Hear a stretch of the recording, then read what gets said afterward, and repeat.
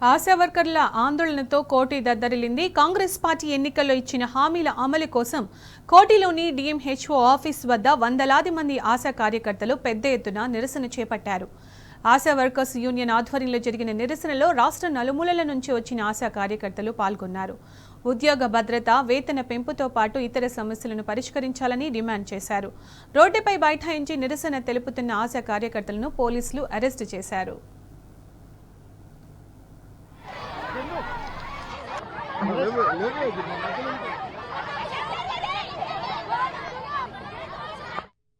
పనిని బట్టి పారదర్శకం.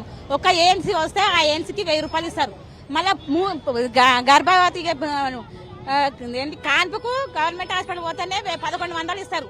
మళ్ళా పుట్టిన కాడ నుండి సంవత్సరంన్నర దగ్గర సూది లేపిస్తే అప్పుడు 1000 రూపాయలు ఇస్తారు. మళ్ళీ 5 రికార్డులు రాయాలి. 5 రికార్డులు వేస్తే ఒక్కొక్క రికార్డుకు 200 ఇస్తారు.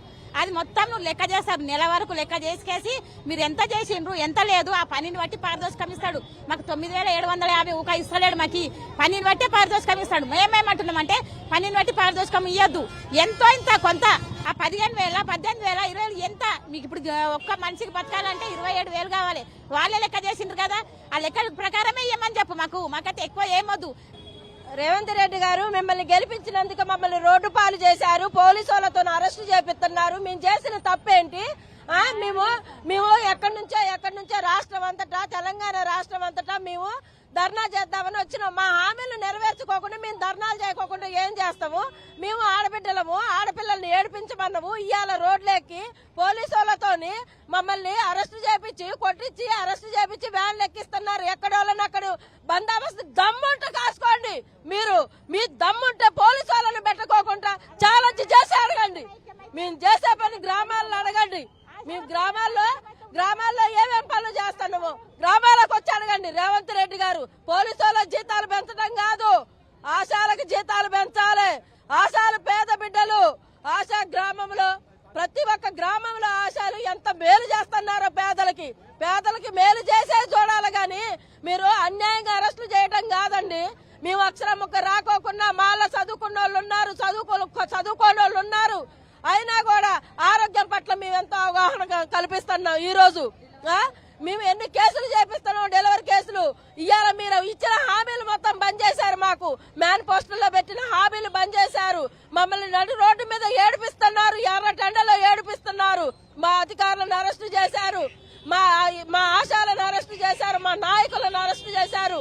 మా యూనియన్ ఎర్ర జెండా యూనియన్ సిఐటియుని మీరు అడ్డుకోలేరు. పనికి బట్టి పారితోషికం అన్నారు. మేము 4 డెలివరీ చేస్తే మాకు 4 డెలివరీ, ఒకటే డెలివరీ, ప్రతిది ఒకటే. వారికేమో ఎక్కువ, అమౌంట్ ఏమో తక్కువ. పని చేయండి ఎట్లా చేస్తాం చెప్పు? మాకు బాధ ఉండే వచ్చినాము. నీవు అప్పుడెప్పుడో ఒప్పుకొని అవన్నీ ఇచ్చేసి ఇప్పుడు ఇవ్వకపోతే మాకెంత బాధ ఉంటుంది. బాధ ఉండే అంటున్నాం మేము. ఎలక్షన్లు అప్పుడు నువ్వు ఏదే మాట నువ్వు గెలవాలని ఒక మాట పూర్తిగా నువ్వు ఇచ్చేసుకున్నావు. కానీ అంతకు మించి ఏమి లేదు. అట్లా ఇస్తాడు కదా మన రేవంత్ రెడ్డిని గెలిపిద్దాము, మనకి ఇస్తారు కదా అని మేము ఇచ్చేసినాము. కాకపోతే మాకు ఇట్లా మరీ అన్యాయంగా చేస్తామని మాకు తెలియదు. నీవు ఒక సీఎం కాదు, నువ్వు ఉండి వేస్ట్. ఉండబట్టే గవర్నమెంట్ హాస్పిటల్ జనాలు మమ్మల్ని చూసే డెలివరీ కేసులు వస్తారు. మేము లేకుంటే అసలు డెలివరీ కేసులు అనేది రాము. మేము ఆడబిడ్డలము, పేదలము. మేము మిమ్మల్ని గెలిపించినందుకు మాకు మంచి బుద్ధి చెప్పారు. ఈసారి మేము గెలిపిస్తాంలేండి మిమ్మల్ని.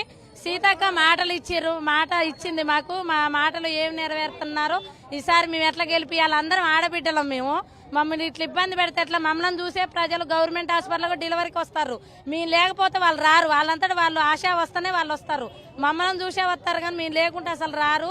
మమ్మల్ని ఎందుకు ఏడిపిస్తారు? మేము కొద్దిగా కదా అడిగేది, ఎక్కువ పెంచమని అడగట్లేగా. 18,000గా చేయమంటాను, ఫిక్స్డ్ వేతనం చేయమంటున్నాం కదా. మరి అన్ని సర్వేలు, అనేక సర్వేలు మాతో చేపిస్తున్నారు. కొద్దిగా అమౌంట్ పెంచితే మేము సంతోషపడతాం కదా. మిమ్మల్ని గెలిపించినందుకు మాకు కానీ కొద్దిగా సంతోషం ఉంటుంది కదా. కొద్దిగా అమౌంట్ ఇస్తే మాకు జీతాలు. మమ్మల్ని ఏడిపించడం మీకేమన్నా న్యాయం ఉందా? ఆడపిల్లల్ని ఈసారి ఎట్లా గెలిపిస్తామండి? రేవంత్ రెడ్డి గారు, సీతక్క మాటలు ఏమైనాయండి? మీరు ఇచ్చిన మాటలు నెరవేర్చకుండా మమ్మల్ని ఇట్లా ఏడిపిస్తే ఏముంది? ఎక్కడి నుంచో వచ్చినాం. ఇట్లా అరెస్ట్ చేయడం మమ్మల్ని పద్ధతేనా?